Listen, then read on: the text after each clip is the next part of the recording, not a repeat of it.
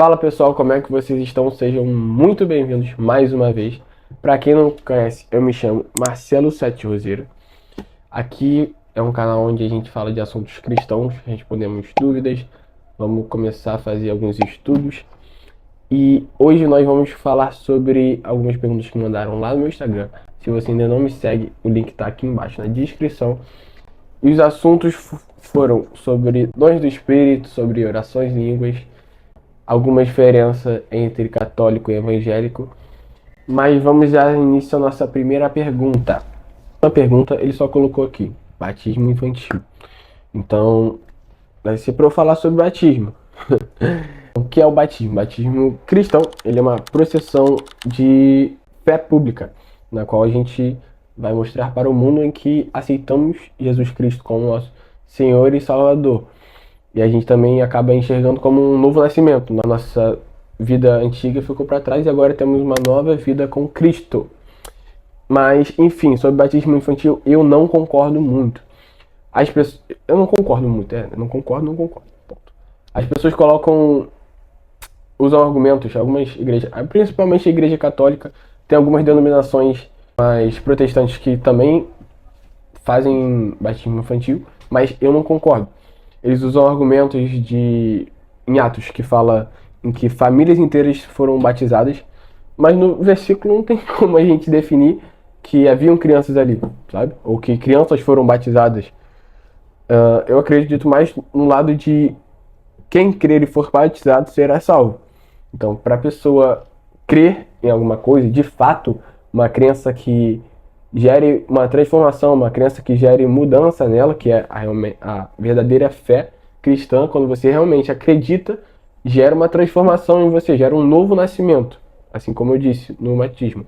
Então, para você crer de fato, você tem que ter uma certa consciência. Então, não adianta você se batizar criança, uma criança que não tem um certo entendimento sobre o batismo, um certo entendimento sobre crer em Jesus, sobre...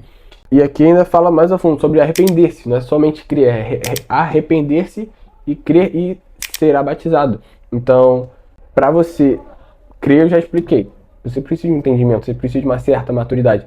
E principalmente para você se arrepender. Você vai estar se arrependendo do quê? Sendo criança, se você não entende direito as coisas, vai entender sobre os pecados, o pecado inicial, sobre o que você vai estar se arrependendo ali, sendo uma criança. Então, tipo assim, você precisa ter certa idade. É nisso que eu acredito. E a próxima pergunta é: você se considera continuista? Primeiro, o que significa o termo de ser continuista? Ele quis perguntar se eu ainda acredito que os dons do Espírito Santo, que os dons da igreja primitiva ainda acontecem hoje em dia. Que os dons não cessaram, seja os dons de interpretação de línguas, seja do falar em línguas, seja de cura, de profecia, enfim. Sim, eu ainda acredito porque na Bíblia, no momento, vai dizer que eles iriam cessar em alguma hora. Então, pelo contrário, eu acredito e é o que Paulo fala em 1 Coríntios, que a gente deve buscar com zelo e com sabedoria os dons do Espírito. Então, sim, acredito que eles façam parte da edificação da igreja, do fortalecimento dos irmãos, do fortalecimento da igreja. Beleza? Qual a sua visão sobre o falar em línguas, oração em línguas, ou a visão da sua igreja? Bom, falar em línguas é algo que a Bíblia apresenta como real, um fato. E a gente vai separar isso em dois pontos. O primeiro, a oração em línguas para edificação pessoal. Então, ela edifica a mim mesmo. Quando eu oro em línguas, mesmo que eu esteja com as mãos impostas sobre alguém, ela vai edificar a mim mesmo, não ao próximo.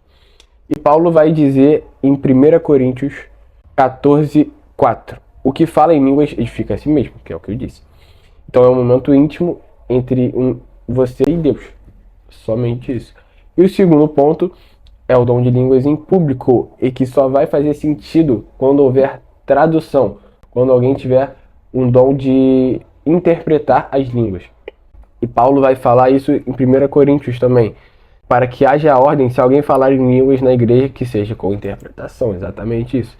Então a minha visão da igreja, a minha visão e a visão da igreja é essa, em que a gente acredita no falar em línguas, no dom de línguas estranhas, mas que deve ser feito com ordem e com interpretação.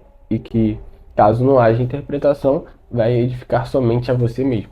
Com interpretação, edifica a igreja por completo. Por isso, Paulo, ele prioriza você buscar o dom de profecia e prioriza você também, mais importante assim, né, o dom de você interpretar, porque você não edifica somente a si mesmo, você edifica a igreja em geral.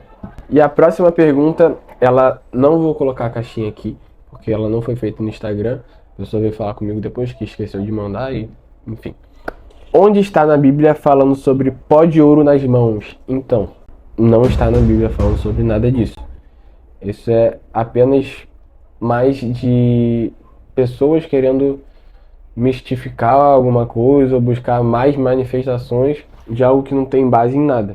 Então, eu mesmo já vi em cultos pastor falar pra gente olhar pra mão, que se a minha mão estiver brilhando, o Espírito Santo tá ali se manifestando. Enfim, então se eu quiser eu posso aqui mostrar minha mão pra você, eu posso falar que ela está brilhando, tá com pó de ouro e que pode ser suor, gente. Então, da onde que a pessoa tira que isso acontece além da Bíblia? Não tira de lugar nenhum, porque não tem evidências nenhuma, não tem nada para que você venha se basear para falar isso. É somente pessoas buscando mais manifestações em vez de focar na maior manifestação e revelação de Deus, que é a própria palavra dele, que foi escrita e soprada, vamos dizer, pelo Espírito Santo. Então, é isso.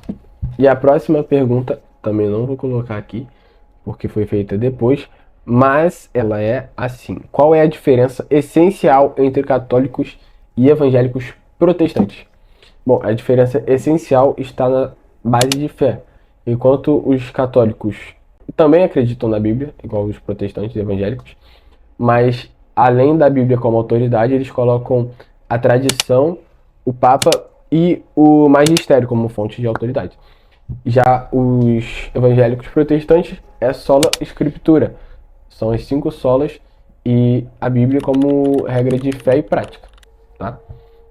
Então, depois eu posso até fazer um vídeo mais a fundo de falando das divergências entre católico e evangélico, mas outros pontos que a gente pode citar aqui é Maria sendo imaculada, Maria sendo sem pecados para os católicos.